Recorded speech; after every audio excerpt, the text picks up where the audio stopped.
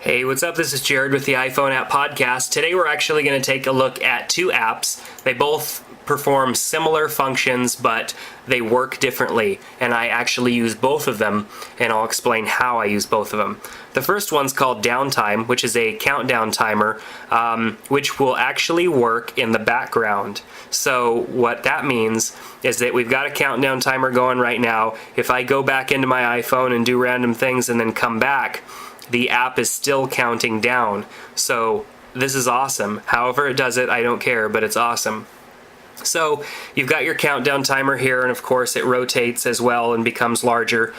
So if you're, timing a presentation or something, which is what I use it for, you can make it seen from across the room. So I'm going to double tap here and get into settings, where I can adjust the timer, the amount of time, look at previous timers and just select them really fast. So if I have ones that I use often, I can they'll be in previous timers. Change the color, because you could change the color of the text in the background, and then have an alarm sound. You can click restart and it basically restarts your timer and gets it going. So this app is great. I love it. I love the fact that it works in the background, so if you get a phone call or something like that, or you want to go text message for a while or something, you can do that while the timer is still going. So you could definitely use this timer for, like, when you're cooking a steak or something like that. And then the timer is going to notify you when it's done. So that's Downtime, which is a great app, and it's free, so that's even better. The next app we're going to look at, where'd it go, is just called Timer.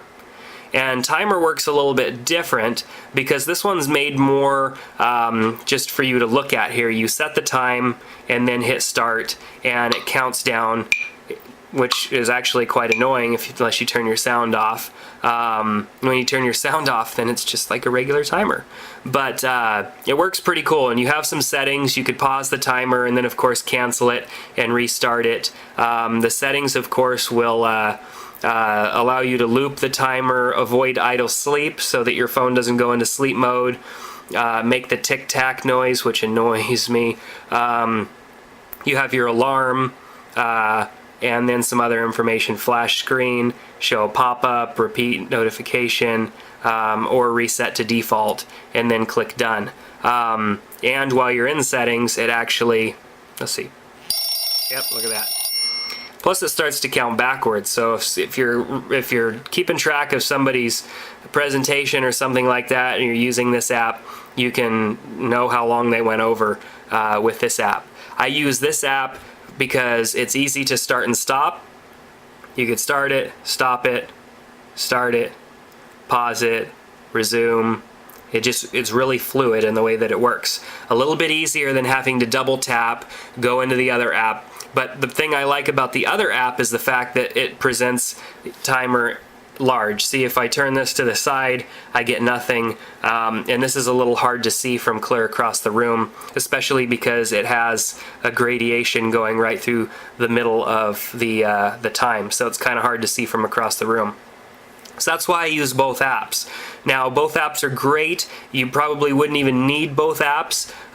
You could use one or the other, but if you're needing to start and stop your timer pretty often, Timer is a much better fit.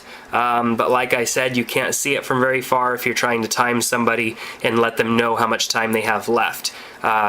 This would be better if you were actually using the phone and you had it like set on a podium where you can see it really easily or something. So both apps are great.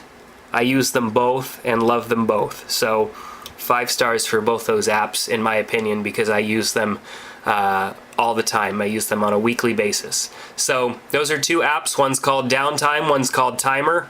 They'll both be linked up on the website, and you can go straight to the App Store by clicking on the link underneath the video that says App Store link, and let us know what you think about these apps.